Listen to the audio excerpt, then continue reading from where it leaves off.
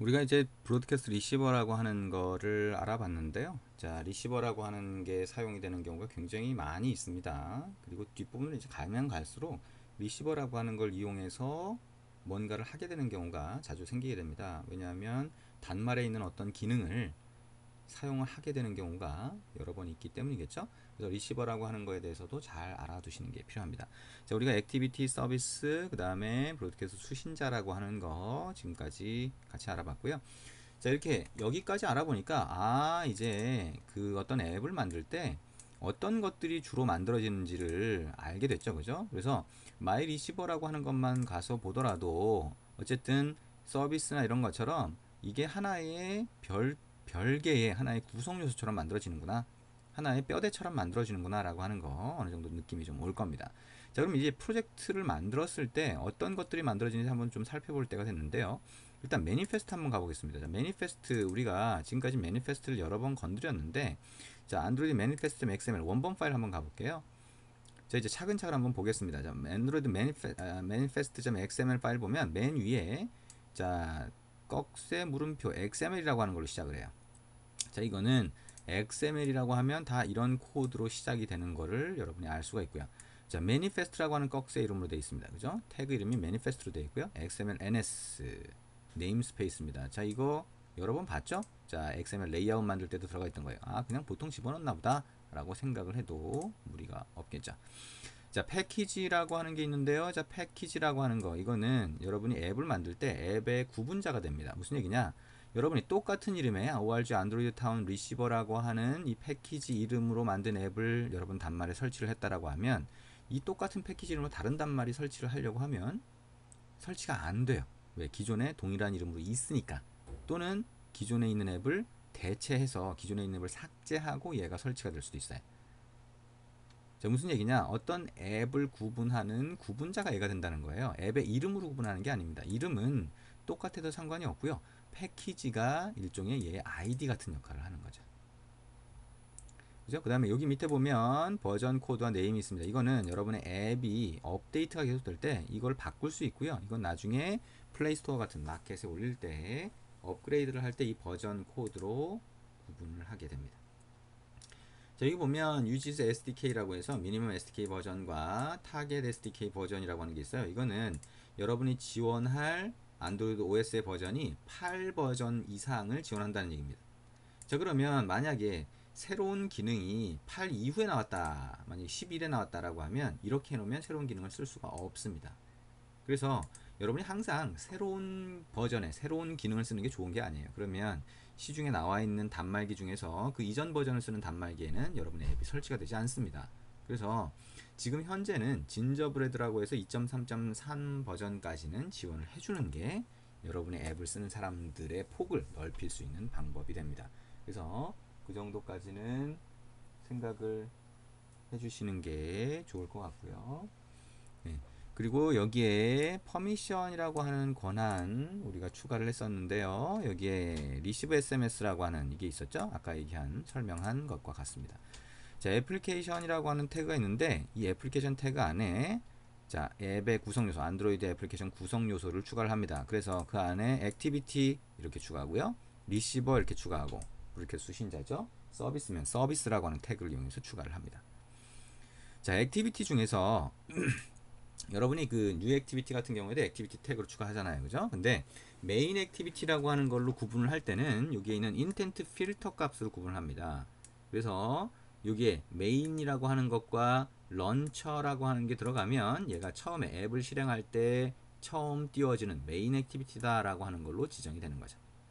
만약에 새로운 뉴 액티비티를 만들어서 여기에 있는 인텐트 필터의 값을 그쪽으로 옮겨주면 뉴 액티비티가 먼저 뜨게 됩니다. 자, 이렇게 지정할 수 있다라고 하는 거 생각을 하시면 됩니다.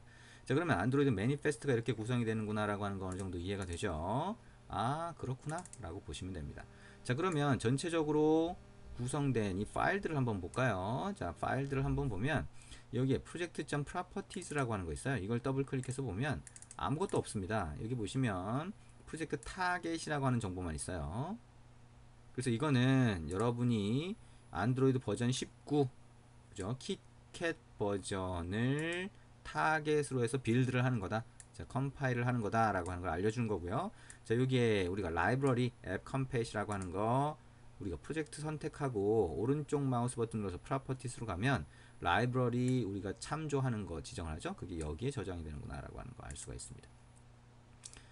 자, 그리고 이쪽으로 가볼까요? 자, RES 밑에 굉장히 많은 것들이 있어요. 그래서 RES 밑에 굉장히 많은 게 있고 이미지는 드러블 밑에 저장이 된다. 자, 레이아웃, XML 레이아웃은 레이아웃 폴더 밑에 저장이 된다. 자, 만약에 여러분들이 메뉴를 만든다 그러면 메뉴 밑에 XML이 저장이 돼요. 아, 이거 나중에 한번 보게 되겠죠? 자, values 밑에 이렇게 strings, styles 이런 게 있습니다. 아, 여기서 한 가지 볼까요? 자, strings.xml로 가보면 우리가 처음에 첫 번째 앱을 만들 때 hello world가 여기서 글자가 지정이 된다고 했는데, 자, 그 중에 strings.xml에 가보면 앱 네임이라고 하는 게 있어요. 이 앱 네임을 바꾸면 여러분이 화면에서 표시되는 또는 여러분의 앱을 설치했을 때 아이콘 밑에 표시되는 글자를 바꿔줄 수가 있습니다. 자, 그래서 이거를 한글로 바꾸거나 이렇게 한번 해보시면 이해가 되실 거예요. 자, 그리고 여기 밑에 libs라고 하는 게 있는데요. 자, 여기에는 자바의 라이브러리 파일을 자르 파일이라고 하는데 그 자르 파일을 여기다 갖다 두면 얘가 알아서 안드로이드가 알아서 개발 환경이 알아서 그 파일들을 참조를 합니다. 그래서 자르 파일은 libs 밑에다가 넣으면 된다라고 보시면 되겠죠. 자, gen이라고 하는 이 폴더는 건드리는 게 아닙니다. 이거는 안드로이드 개발 환경이 자동으로 만들어 주게 돼요. 자, bin도 마찬가지입니다. bin도 마찬가지예요. 자, 그리고 gen이라고 하는데 일단 한번 가보죠. 자, 일단 gen에서 가봐서 여기 안드로이드 타운점 리시버 한번 가보면 r.java라고 하는 게 있어요. 자, r.java 더블 클릭해 볼까요? 자, r.java 더블 클릭해 봤더니 이상한 코드들이 막 있습니다. 자, 0x 16진술에서 0x 어쩌고저쩌고 이런 코드들이 보이는데요. 자, 이건 무슨 얘기냐?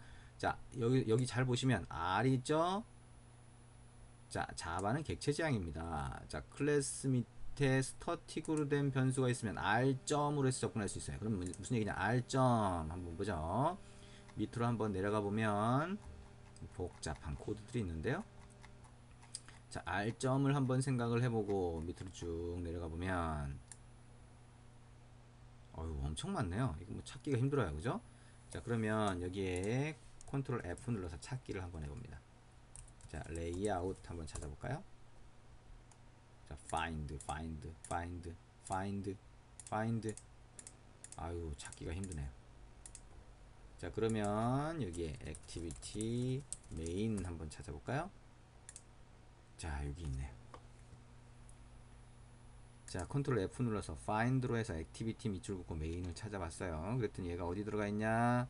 레이아웃에 들어가 있어요. 그게 뭐냐? 아까 메뉴에 r이라고 하는 r. 그 다음에 layout. 스태틱으로 되어 있죠? layout.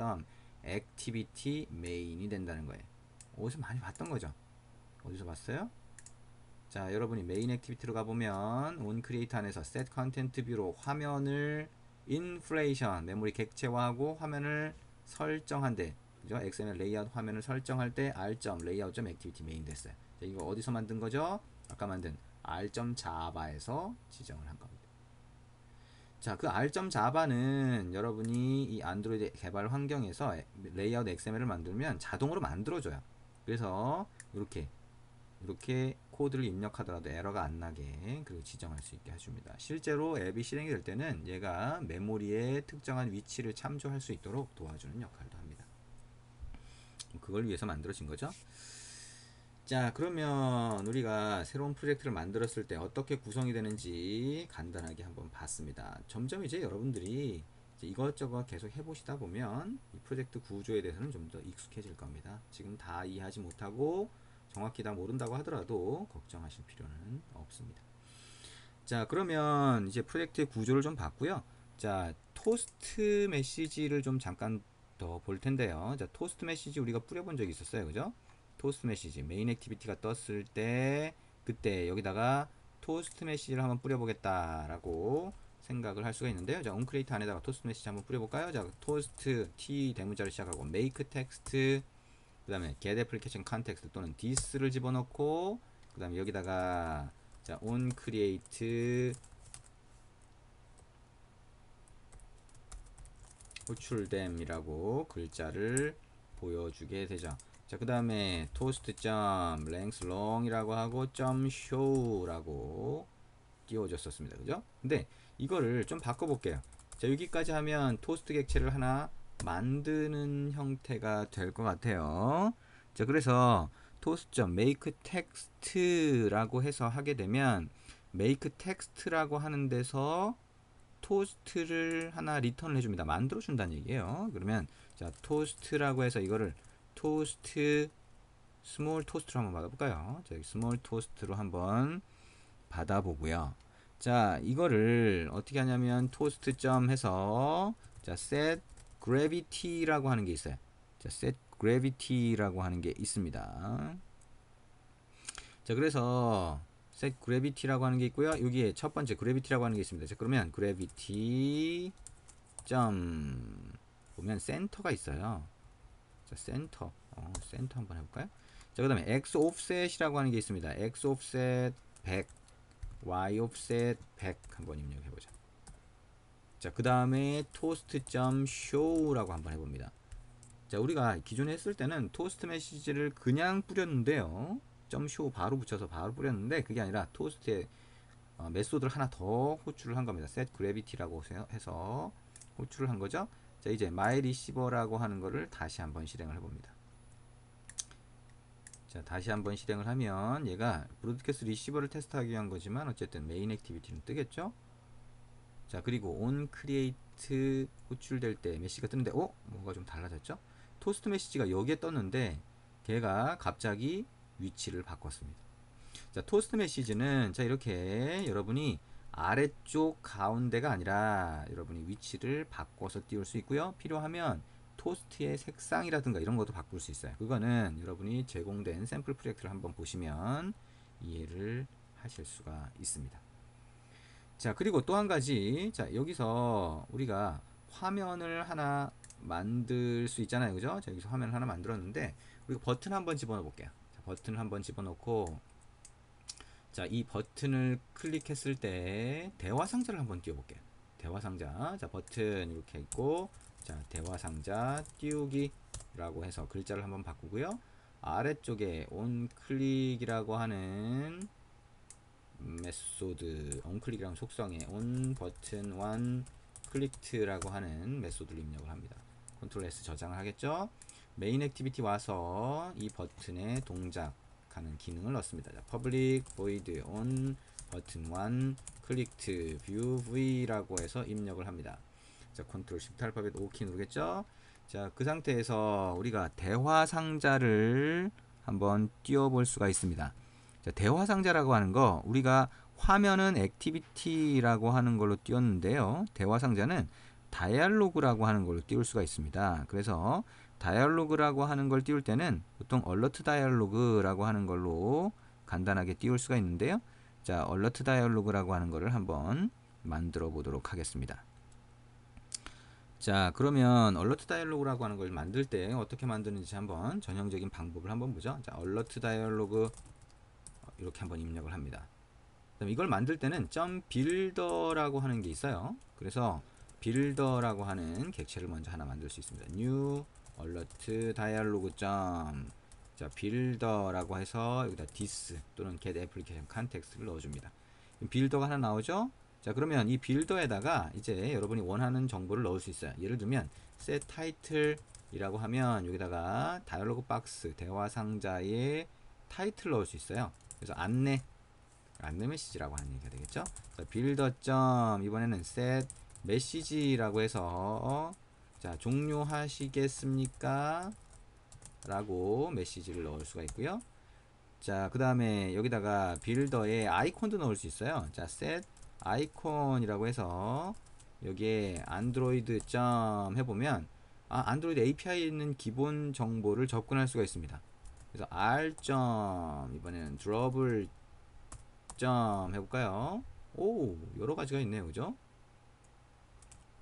자, IC 아이콘을 얘기하는 겁니다. 밑줄 긋고 보면 여러 가지 아이콘들이 있어요. 그래서 다이얼로그 얼러트라고 하는 거 있네요. 자, 요거 한번 지정을 해보겠습니다. 자, 그 다음에 여기에 builder.set positive 버튼이라고 하는 게 있어요. 이게 우리가 예 아니요 할 때 예에 해당하는 거를 얘기를 합니다. 그래서 set positive button이라고 하는 거 클릭을 하고요. 이게 텍스트에다가 예라고 넣으면 버튼 위에 글자가 예가 표시가 됩니다. 자, 그 다음에 listener라고 하는 게 있는데요. 여기에 new, 자, 여기에 on click listener라고 하고, 자, 이렇게 중괄호 시작하고 enter. 여러분들이 set on click listener 버튼에 넣을 때하고 비슷합니다. 자, 그리고 나서 컨트롤 시프트 알파벳 5키 누르면, 자, 두 개의 온클릭 리스너가 있는데요. 조심하셔야 됩니다. 요거는 대화 상자이기 때문에 밑에 있는 뷰가 아니라 밑에 있는 다이얼로그 인터페이스의 온클릭 리스너를 선택하셔야 돼요. 자, 요거를 선택을 합니다.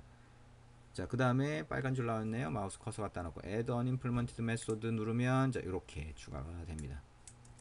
자, 그럼 요거는 예 버튼이 클릭됐을 때를 얘기하는 거예요. 그래서 이때는, 자, finish라고 하고요. 그때 우리가 토스트 메시지를 한번 띄워보죠.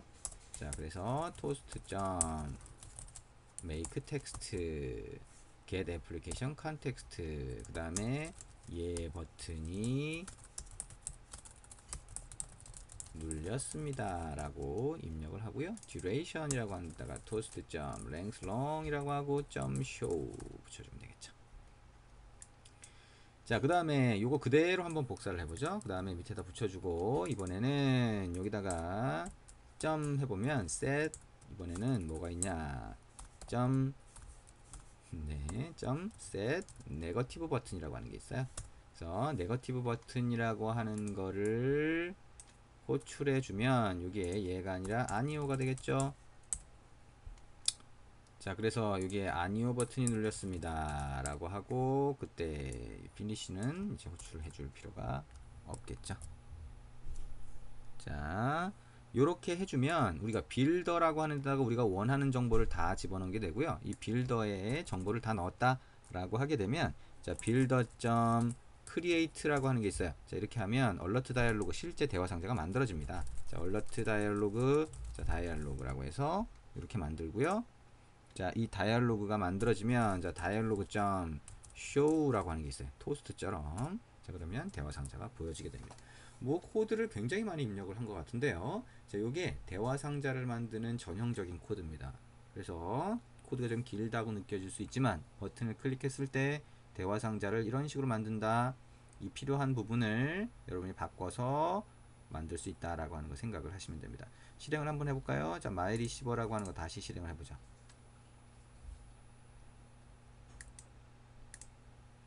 자, 마이리시버라고 하는 거 다시 실행을 하면, 자, 브로드캐스트 리시버라고 하는 걸 테스트하는 게 아니라 그랬죠. 우리가 그냥 화면에다가 추가적으로 토스트하고 대화 상자 테스트를 위해서 집어넣은 거예요. 자, 그래서 여기에 대화 상자 띄우기 버튼 있으면 대화 상자 띄우기 버튼을 한번 클릭해 보면 이렇게 뜹니다. 아이콘도 보이고 안내 종료하시겠습니까? 라고 메시지도 보입니다. 아니오 누르면 얘가 그냥 없어지죠? 아니오 버튼이 눌렸습니다. 대화 상자 띄우기 다시 띄운 다음에 예 버튼 누르면 예 버튼이 눌렸습니다 라고 하고 없어지네요. 피니시라고 하는 걸 넣었기 때문이에요. 그래서 지금 현재 보고 있는 메인 액티비티를 메모리에서 없애주면서 얘를 종료시키는 역할을 하게 됩니다. 자, 대화 상자를 띄우는 방법까지 같이 봤습니다. 자, 대화 상자를 띄우는 경우, 예, 자주 생기겠죠? 그리고 대화 상자를 좀 예쁘게 꾸미는 방법도 사실 있는데요. 자, 대화 상자를 간단하게 보여줄 때는 지금 여러분이 보신 이런 방법으로만 해도 충분하게 됩니다. 그래서 이 방법에 대해서 잘 알아두시면 좋을 것 같습니다. 네, 수고하셨습니다.